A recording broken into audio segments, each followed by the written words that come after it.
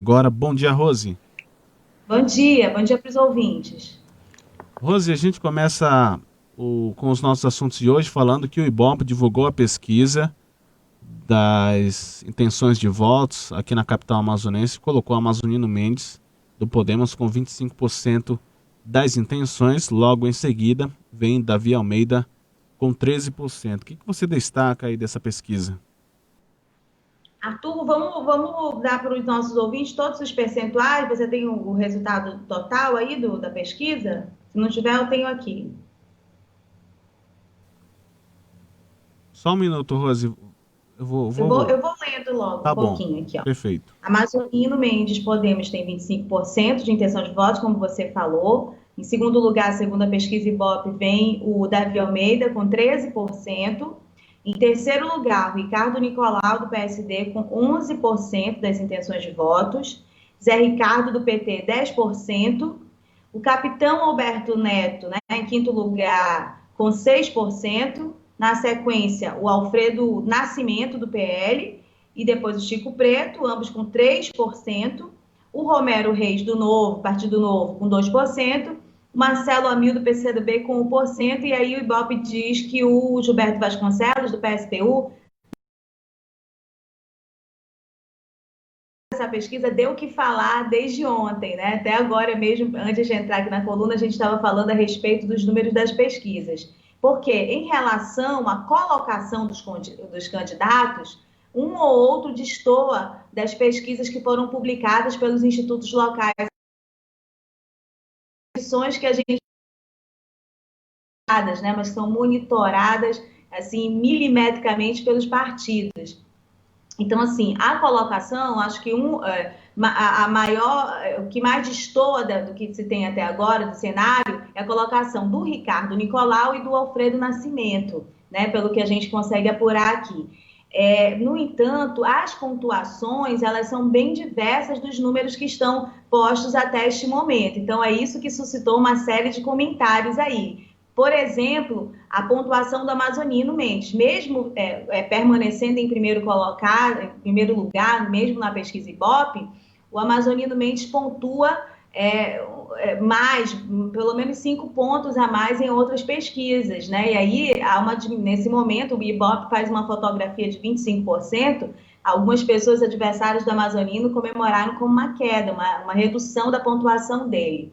As pesquisas que foram divulgadas nesse período, por exemplo, que tem a ver coincidentemente com o período que vem a segunda fase, né, da Sangria 2, coloca o Amazonino em uma boa colocação. Muitas pessoas, inclusive, fazem a leitura de que a manutenção da intenção de votos do Amazonino tem a ver com uma má avaliação do Wilson Lima, do governo Wilson Lima. Então, toda vez que algo ruim acontece em torno do governo Wilson Lima, consolida essa intenção de votos em relação ao Amazonino Mendes. É a análise que algumas pessoas fazem em relação a essa liderança que o Amazonino tem das pontuações, né? E por isso também a pesquisa Ibope, vindo nesse contexto da sangria, as pessoas estranharam essa pontuação, essa diminuição do Amazonino Mendes.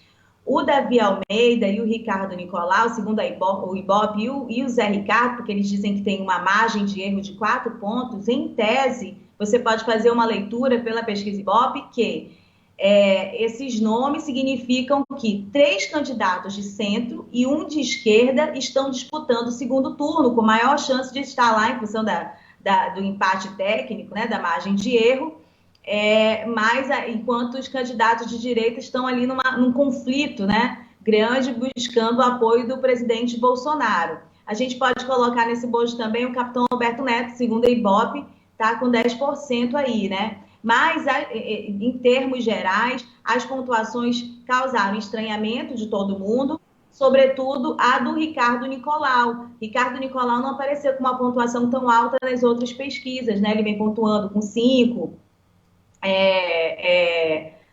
Acho que eu não lembro assim, decorado,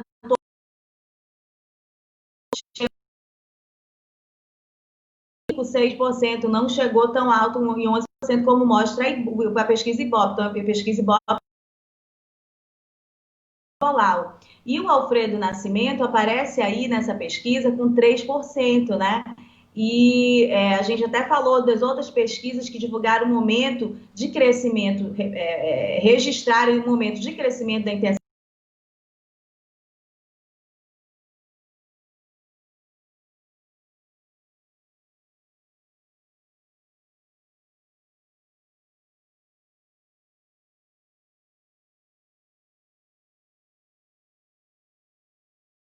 E esse registro, ele não é captado de aumento, né, Paulo Freire Nascimento, não é captado nessa pesquisa Ibope aí. O número de rejeição, as pontuações de rejeições também estão muito altas e estranhas para alguns nomes, né, alguns nomes que são desconhecidos, que ainda estão procurando aí ganhar um destaque, né, uma visibilidade no eleitorado, eles aparecem com altíssima rejeição. Então, todo mundo também estranha que a pesquisa Ibope mostra altíssimo número de rejeição aí para vários outros candidatos. Eu acho que, em suma, em resumo, é mais ou menos isso que repercutiu a pesquisa. Eu acho que vale também a gente destacar, foi destacado, inclusive, do site UOL, que o levantamento do Ibope foi realizado por telefone.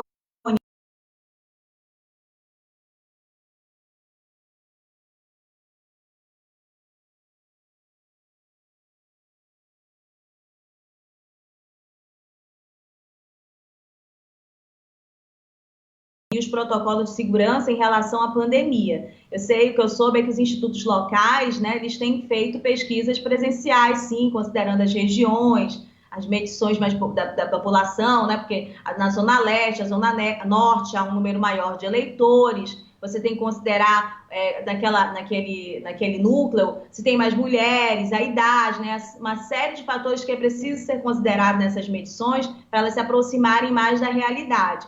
E o que eu sei é que alguns institutos locais estão usando as máscaras, né, os EPIs, com os seus pesquisadores para fazerem as pesquisas presenciais e não por telefone, que eles consideram uma fragilidade maior na demonstração dessa amostragem.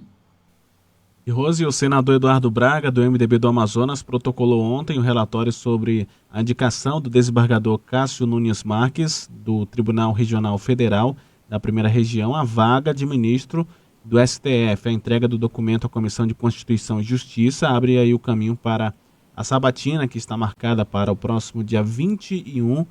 Inclusive, a entrega do relatório rendeu comentários.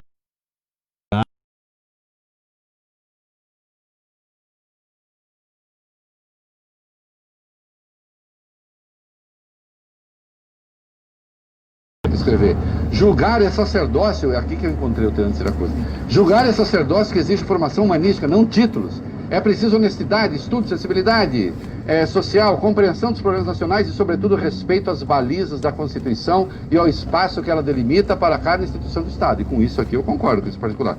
Possivelmente uma parte do desarranjo do Brasil, que o Brasil tem vivido nesta década, está relacionada à crescente ocupação dos espaços institucionais de poder por teóricos que, como reis filósofos da utopia platoniana, desejam impor sua doutrina ao povo e seus representantes. É preciso pensar o mundo, é preciso transformar o mundo. Agora, por outro lado, achar que se você tiver o filósofo, o pensador, e botar o pensador para governar, esse pensador necessariamente fará uma boa coisa? Não. Então, nesse sentido, eu concordo com o relator. É uma frase que se diz muito, né? O bom juiz tem que estar subordinado à Constituição. Se ele tiver todos os títulos do mundo, se ele for o rei filósofo e ele entrar lá para ferrar com a Carta Constitucional, será um mau juiz. O assunto foi bem comentado em todo o país no dia de ontem. E, Rose, como é que tem repercutido isso, a entrega do relatório? O senador que está, eu acho, ainda no período de transmissão da Covid-19, mesmo assim continuou o trabalho e entregou o relatório, né? Ele está com Covid, mas ele já, quando anunciou que estava infectado, já anunciou que também ia manter a entrega desse relatório. O conteúdo do relatório realmente repercutiu bastante na mídia nacional. A gente viu ontem ocupar um dos espaços aí do comentário do Reinaldo Azevedo, inclusive ele destacando o momento cultural, né? Porque o senador Eduardo Braga, no relatório, citou Platão, citou Rui Barbosa, enfim. Esse relatório foi entregue, como você falou, à CCJ, né, na manhã de ontem, e ele é relativo a essa vaga no STF, quando o currículo, né, do indicado, do Cássio Nunes, ele repercutiu bastante porque as pessoas encontraram alguns textos que elas falam que ele copiou a tese de doutorado, o doutorado dele, o mestrado, algumas coisas no currículo dele não pareciam plágio, né? Isso foi mais ou menos a indicação que circulou na mídia.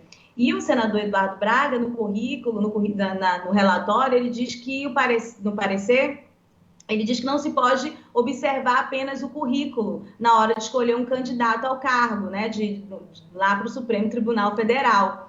E que não observou fatos relevantes que pudessem suscitar as dúvidas, né, dúvidas sobre o currículo, o saber jurídico, né, do magistrado, e nem desabonar a reputação dele. E aí ele fala que houve uma confusão semântica, né, na hora de se interpretar esse currículo e toda a polêmica que aconteceu. Bom, para situar só os ouvintes o que está acontecendo, lá a dissertação do mestrado dele, a tese de doutorado do juiz Cássio Nunes, apresentava alguns trechos que foram, inclusive, mostrados em matérias pela Folha de São Paulo, entre outros veículos nacionais.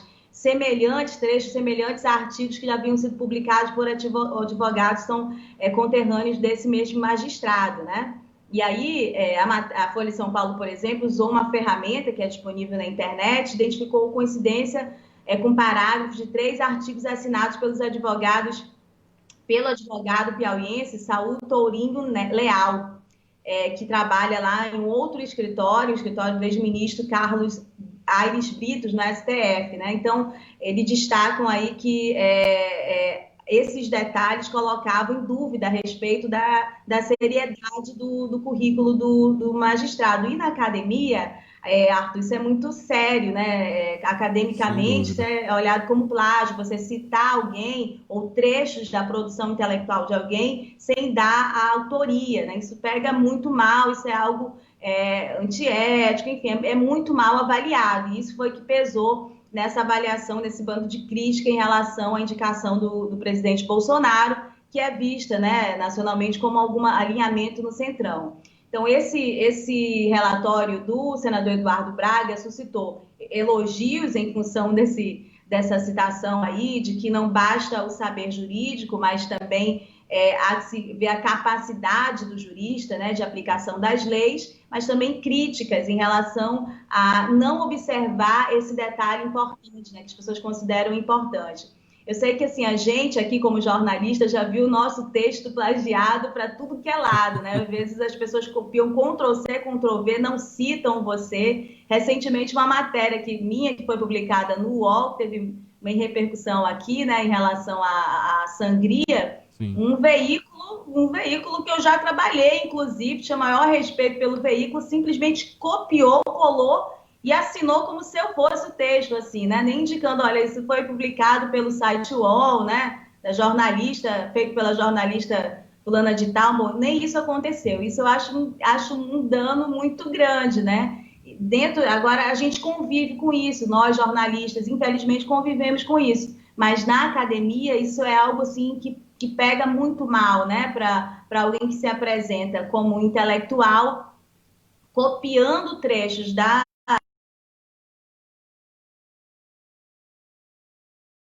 né? Sem dúvida. E sem contar que mesmo ali os revisores, né, eles identificam isso. Existem também alguns programas que mostram o plágio, né, identificam o texto original. Hoje não tem mais como fazer isso sem ser identificado. Rose, obrigado pelas informações. Qualquer novidade é só acionar a gente. Um ótimo dia para você. Bom dia para todo mundo.